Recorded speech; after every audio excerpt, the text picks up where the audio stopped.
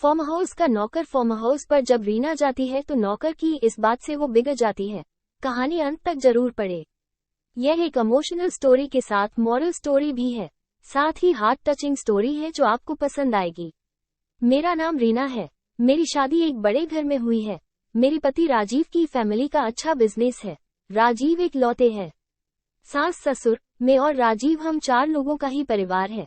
राजीव और पापा जी सारा बिजनेस संभालते हैं, इसलिए काम से वापस आने का कोई समय नहीं होता है। राजीव अब एक नया काम शुरू करने वाले हैं नई जगह पर। वहां पर हमारा एक फार्म हाउस भी है, इसलिए हम दोनों कुछ दिन वहीं जाकर रहेंगे। फार्म हाउस में समय बिताने के साथ राजीव अपना काम भी करते रहेंगे। सुबह जल्दी ही हम लोग फार्म हाउस में पहुंच गए।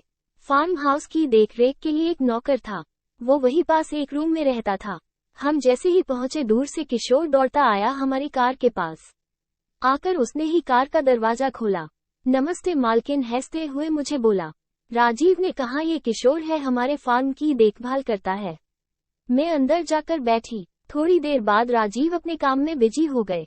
उन्होंने किशोर को कहा कि मैडम को फार्म दिखा दो। किशोर बोला, ठीक है साहब। वो मुझे फार्म दिखाने ले गया। फार्म में हम घूम रहे थे तब गेट के बाहर से एक लगभग 6-7 साल की लड़की ने किशोर को आवाज लगाई। वो स्कूल से वापस जा रही थी। किशोर बोला, मैडम मैं आता हूँ। वो गेट पर खड़ा उस लड़की से बात करने लगा। मेरी नजर पड़ी तो वो लड़की मेरी तरफ ही देखे जा रही थी। फिर वापस आकर बोला, मैडम आप आराम करिए, मैं आता हूँ। ऐसा बोलकर वो चला गया। अगले दिन सुबह फिर राजीव अपने काम से जल्दी चले गए। मैं सुबह सोकर उठी। मेरे उठते ही मुझे दरवाजे पर किशोर दिखाई दिया। मैंने पूछा, क्या कर रहे हो यहाँ पर? बोला, मैडम अभी आया हूँ चाय लेकर। मैंने बोला, ठीक है, यहाँ टेबल पर रख कर चले जाओ। मैं नहाकर किचन में गई। किशोर वही था, अपना कुछ काम कर रहा था। फिर वो मुझसे बातें करने लगा। मैं उस तरह की लड़की नहीं हूँ कि कोई एकदम से मुझसे बात करे और मैं भी उससे करने लगूं, इसलिए मैंने उसकी बातों पर कोई जवाब नहीं दिया। यहाँ का पुराना नौकर था, इसलिए मैं उसकी बातें सुन भी रही थी। अगर ऐसा नहीं होता तो शायद मैं उसे डांट देती।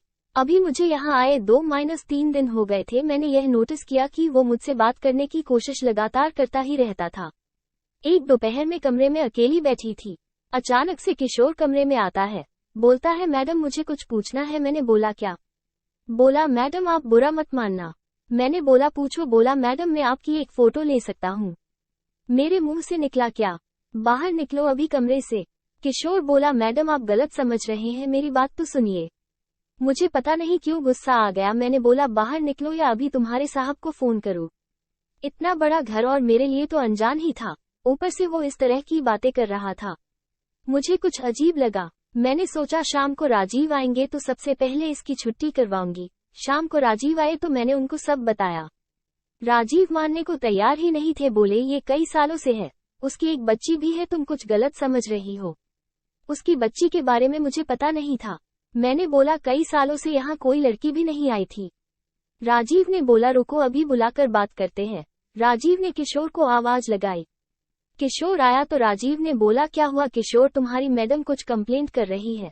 साहब मैंने सिर्फ फोटो लेने को कहा था। राजीव ने पूछा, क्यों चाहिए तुम्हें फोटो?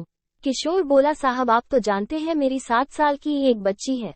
उसकी माँ उसके पैदा होते ही चल बसी थी, और जब वो 2 साल की तब हमारे घर में आग लग गई थी। भगवान की कृपा हम तो बच गए, लेकिन उसकी माँ की सारी निशानियां खत्म हो गई।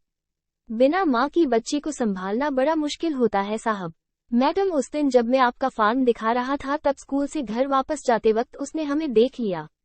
मेरा घर यही थोड़ी दूर पर है। उसकी दादी उसे संभालती है।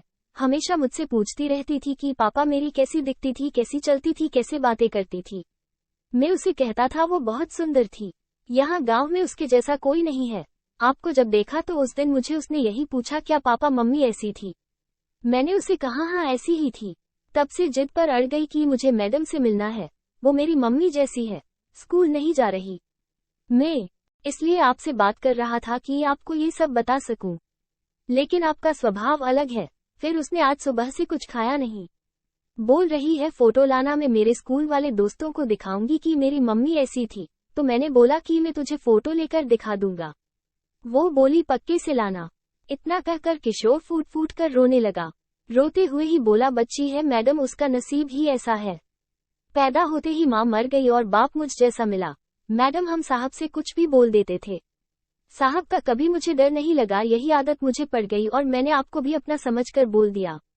आप मुझे बताने देती तो मैं आपको भी बता देता। किशोर की बातें सुनकर मुझे अपने आप पर गुस्सा आया। राजीव ने किशोर को चुप कराया और कहा कि बच्ची को वहाँ क्यों रखते हो, उसे यही रखो, इतना बड़ा फार्म हाउस है, कल बच्ची को लेकर आओ। सुबह वो बच्ची को लेकर आया। बच्ची को दूर से ही मुझे दिखा रहा था, शायद अब भी झिझक रहा था। मैं खुद बच्ची के पास गई, बोला अरे हम यहाँ 4 दिन से हैं और आप अब आ रही है। मेरे ऐसा कहने पर बच्ची के चेहरे पर जो मुस्कान आई वो अनमोल थी। वो मुझसे लिपट गई। जब तक मैं वहाँ रही मैं उसके साथ खेलती और हंसती रही। एक अलग खुशी मिल रही थी। अब वो एक वजह बन गई थी मेरे वहाँ बार बार जाने की। आपको ये कहानी पढ़कर कैसा लगा हमें कमेंट कर जरूर बताएं। इसी तरह की मजेदार कहानियाँ आप यहाँ पढ़ सकते हैं। नमस्ते दोस्तों, सब्सक्राइब करना बिल्कुल भी ना भूले हमारा YouTube चैनल कहानी बिंदु के साथ, स्टोरी विद बिंदु। Thank you so much.